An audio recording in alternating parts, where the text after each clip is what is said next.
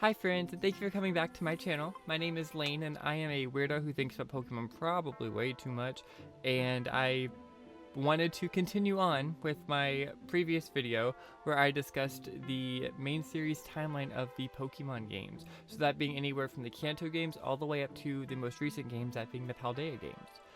And in this one, we are going to start with one of my favorite side series games, that being the Pokemon Ranger games.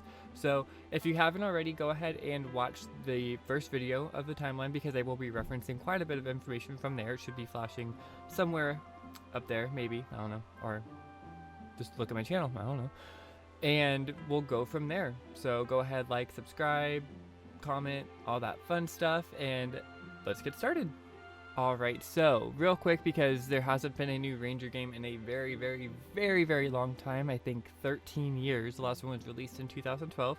I'm going to go ahead and give a brief synopsis of what these games are.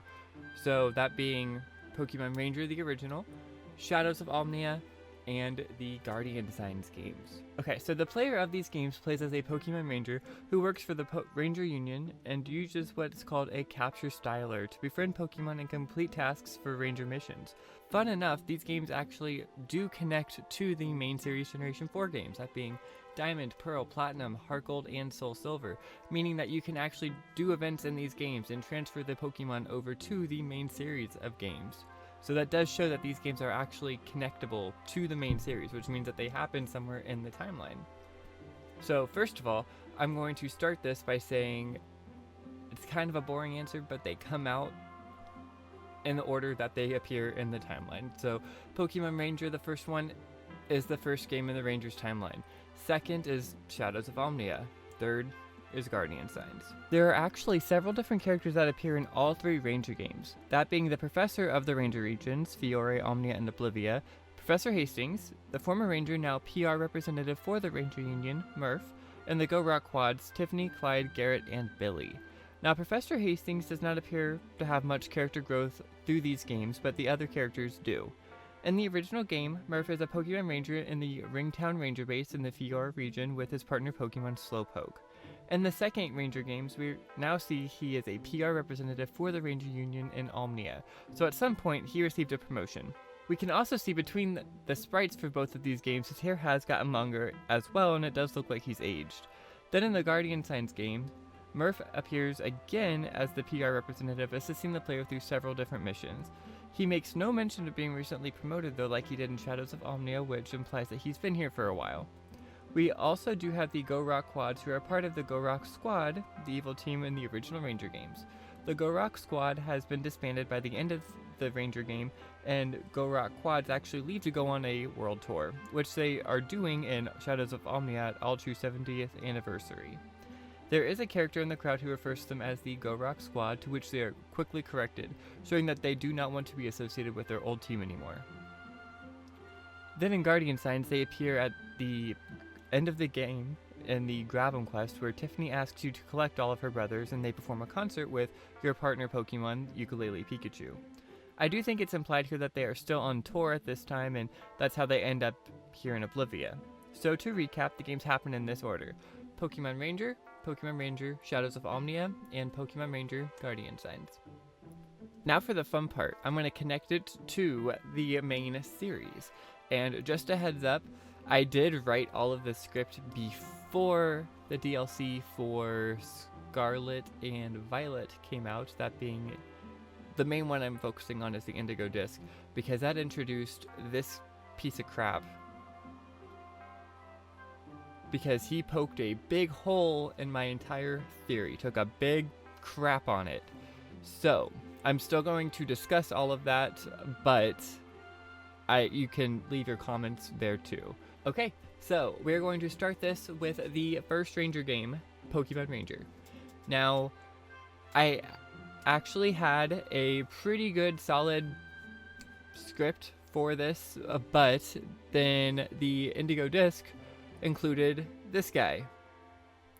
And this guy poked a big hole in my plan, or what I thought was a legendary Pokemon. Let me explain. So this is Snackworth, and Snackworth is a player in the Hidden Treasure of Area Zero who resides at the Blueberry Academy. He provides the player with treats that let them encounter specific legendary Pokemon throughout the Paldea region. Before this, I had a pretty good idea of what a legendary Pokemon is compared to a rare or mythical Pokemon. To explain a little further, some Pokemon appear multiple times across multiple games, like the legendary birds who can appear in Kanto, Johto, Hoenn, Sinnoh, Kalos, Galar, and now Paldea, all through natural story progression, making them much more common legendary Pokemon, while Pokemon like Arceus only have events that can take place in Sinnoh and Hisui, making it more of a rare Pokemon. So the point I'm trying to make here is that I was going to use the inclusion of the super ancient trio, that being Kyogre, Groudon, and Rayquaza, in the original Ranger game as a point of where it belongs in this, because at that time I'd only thought that there was like the two connecting points, that being that they appear in Hoenn and Johto, but now that they appear in Paldea way further in the timeline than they should, it kind of pokes a big hole in it. I still am going to go ahead and include them here just because why not? And I'm going to discuss that evidence because I still think it holds some weight. I just don't know how much weight it's going to hold. So would love to hear your thoughts on it. So the point I was going to make is that Kyogre and Groudon make an appearance in the Fiore region. They would have had to have been awakened in the Hoenn games for them to appear here in the timeline. So we do know that this has to take place after the Hoenn games, since canonically there is only one of each of these Pokemon.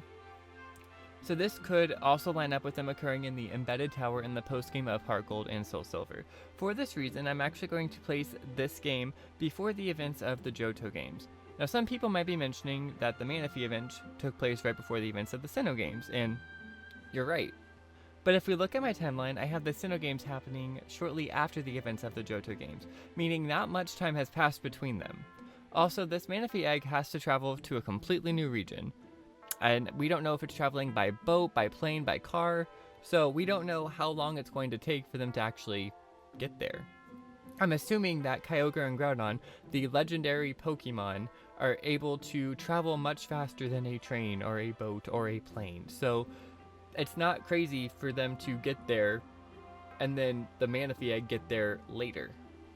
So I'm going to stick with my placement here with the first Ranger game happening before the events of Johto and shortly before the events of Sinnoh games.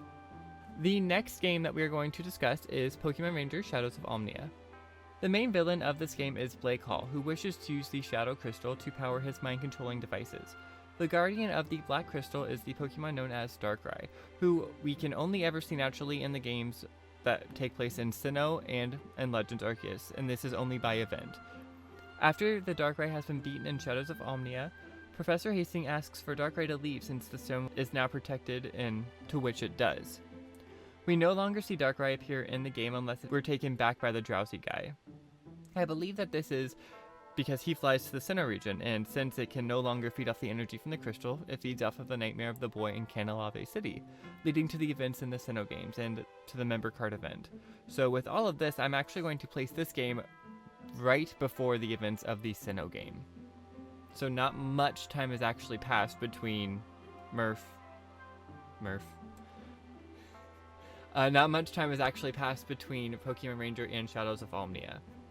So the last game that we're going to discuss the overall placement for is Pokémon Ranger Guardian Signs, and I got nothing. This game happens the last out of the Ranger games, as for the reasons I had listed about Murph and the quads appearing, but that's it. There is no other evidence for where it stands. Like I said, though, Murph doesn't mention how long he's been in the PR role, so this could conclude that it's been a minute since he no longer mentions it being a new job. So I feel like it needs to happen after the events of the Sinnoh games, but not quite as far as Black and White. So I'm going to place it after the events of the Sinnoh games. Alright you guys, so let me know what you think. Go ahead, leave a like, a comment, subscribe, all that fun stuff. I do want to cover another side series. I'm looking at doing either the Battle Simulator games, that being Stadium, Stadium 2, Battle Revolution, There's some other ones I'm forgetting maybe, but those games, and then potentially looking at Coliseum and XD. So let me know what you think. I will see you guys in the next one.